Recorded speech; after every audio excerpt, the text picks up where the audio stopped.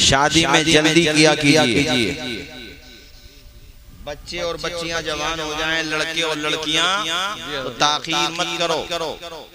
जितना जल्दी हो सके उनके हाथ पीले करो। और दूसरे की जेब पे नजर ना रखो कि फुला जगह रिश्ता करेंगे तो इतना मिलेगा, फुला जगह करेंगे, जो नसीब में होगा वो मिलेगा। इंसान का रिस्क ऐसे तलाश करता उसे जैसे मौत से इंसान नहीं बच सकता, वैसे ही जो नसीब में है जब तक मिलेगा नहीं, मर नहीं सकता। ये हदीस से बताया मैंने आपको।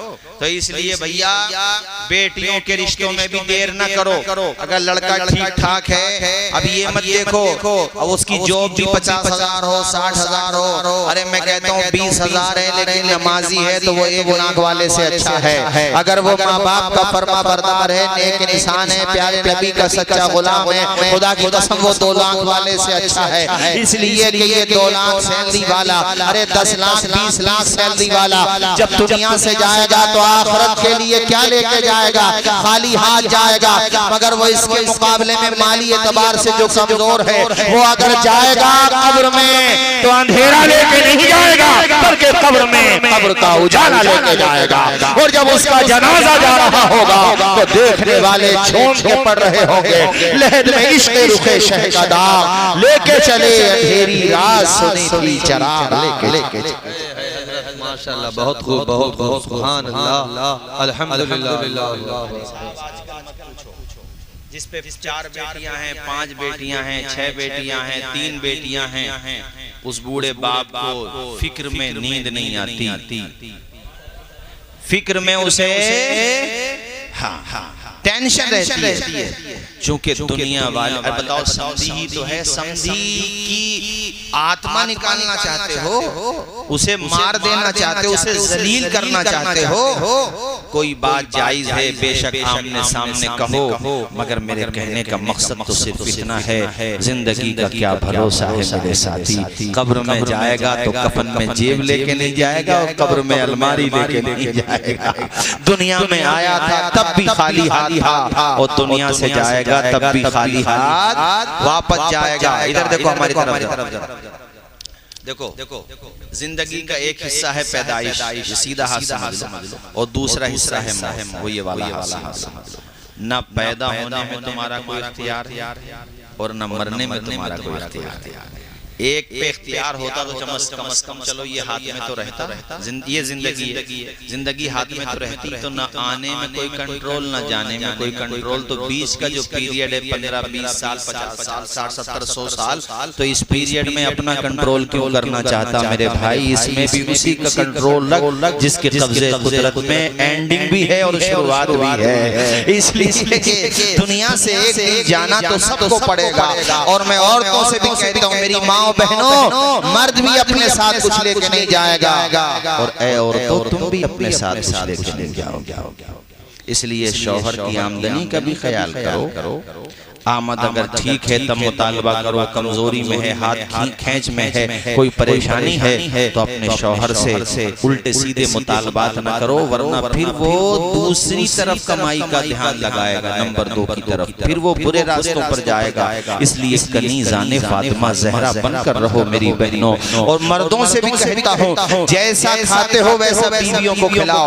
ये नहीं कि अपने लिए तो एक से एक अच्छा और बीवियों को तंग करो। इस्लाम बीवियों के हुकूक बताता है, बीवियों का मर्तबा भी बताता है। जहाँ शौहरों के हुकूक बताए हैं वहीं पर बीवियों के हुकूक भी बताए हैं।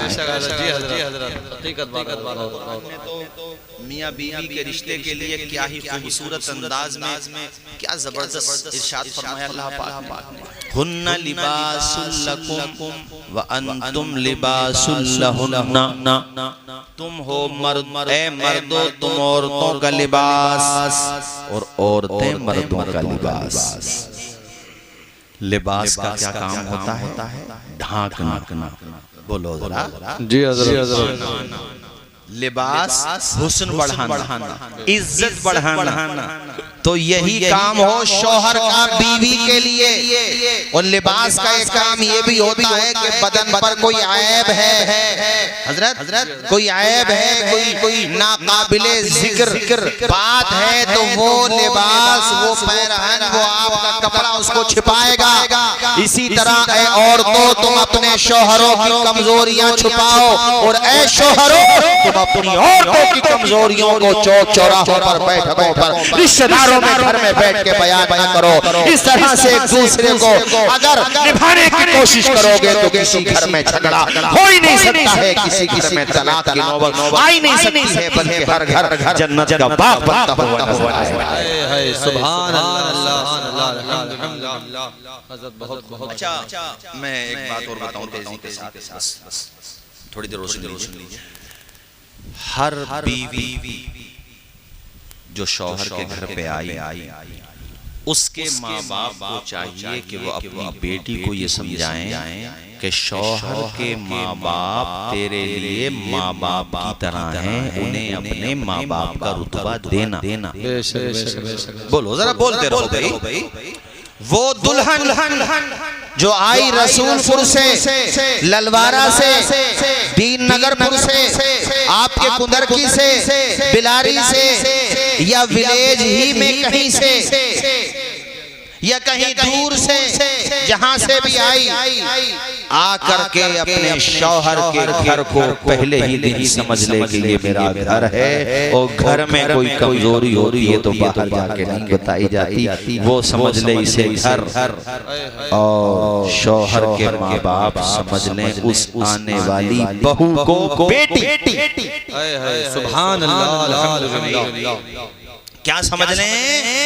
बेटी। और बेटी में कोई वीकनेस, कोई कमजोरी, कोई मिजाज के खिलाफ बात हो तो डांटा तो जाता है, बाहर जाके छापा नहीं जाता है, समझाया जाता है, मगर चर्चा नहीं किया जाता है।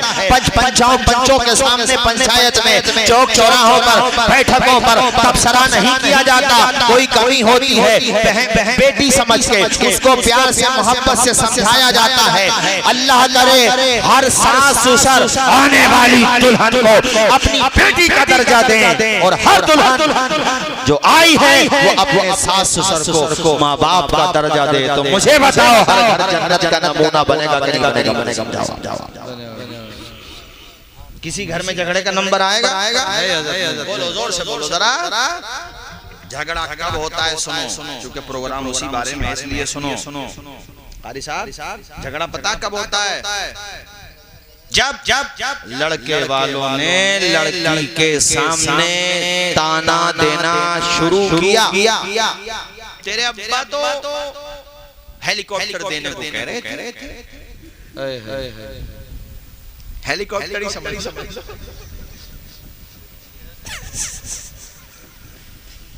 वो जैसे हर समझो कहने लगे रिश्ते के बारे में, तो मैंने कहा चलो देखते हैं। अब फिर दोबारा उन्होंने कहा, वो कहने लगे वैसे हमें कुछ चाहिए वही तो नहीं, अलबत्ता कुछ पैगाम आए थे, तो कहीं से बोलेरो, कहीं से ट्रक, कहीं से एलपी। आपकी तरफ तो एलपी भी चल पता नहीं। तो मैंने उनसे कहा सन 2000, वही पुरानी बात है, शायद मैंने उस वक्त कहा था सन 2024 या 25, इसलिए कि मैंने कहा उस वक्त बुलडोजर चलेगा। और देखिए बुलडोजर चलने नहीं लगा यार, अगरचे वो दूसरे हिसाब से चल रहा मगर चल नहीं लगा। तो मैंने कहा उसने कहा शादी करना, तुम्हारे बेटे को बुलडोजर मिलेगा। वो आपकी बात बिल्कुल सही है। अब यहाँ से झगड़े शुरू। ये कहा था, ये हुआ नहीं, अरे कहीं हुआ नहीं हुआ यार, इन बातों पे घर बिगाड़ने की जरूरत नहीं होती है। इंसान वो है जो अच्छा खासा घर बिगाड़े नहीं, बल्कि कोई घर बिगड़ भी रहा हो तो उस बिगड़ते हुए घर को बचा ले, वो इंसान होता है। झगड़ा ऐसे। और इधर कोई बात कमी की हुई, जाके उस लड़की ने कह दी अपने मैके में। अरे मैके तो बोलते हैं उसको। अरे बता देना, मुतशाबा लगा तो समझा देना यार, हो सकता है। हाँ, मैके बोलते हैं। यहाँ की कोई कमी जाके कहती वहाँ, तो यहीं से पढ़ना शुरू हो जाती है दरार। यहीं से नौबत आती है झगड़े की। हाँ कभी कभी बेपना टॉर्चर बेपना परेशान किया गया तो एक अलग बात होती है। मैं तो तब कह रहा हूँ छोटी छोटी बातों की वजह से बहरहाल घरों को बिगाड़ना नहीं चाहिए, वरना मेरे साथियों इस निकाह के रिश्ते के तकद्दुस को पामाल करने वाले कहलाओगे। निकाह तो बड़ा पाकीज़ा रिश्ता है। बात यहाँ से निकली कि ये रिश्ता सबसे पहले कहाँ पर कायम हुआ, किसका कायम हुआ? मैंने जवाब में कहा जन्नत में कायम हुआ और हजरत आदम और हव्वा के दरमियान कायम हुआ, जन्नत में कायम हुआ। तवज्जो फरमाइए, जन्नत में। तो पता ये चला इस रिश्ते की शुरुआत हुई है जन्नत में। तो तुम भी जब निकाह करो तो तुम्हारे यहाँ शादियों में जन्नत का रंग आना चाहिए, जहन्नम का रंग नहीं चाहिए।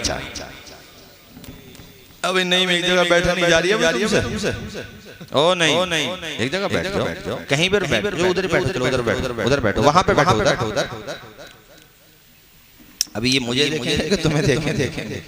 चलो उधर बैठो, चलो बैठो। चलो कोई बात नहीं है।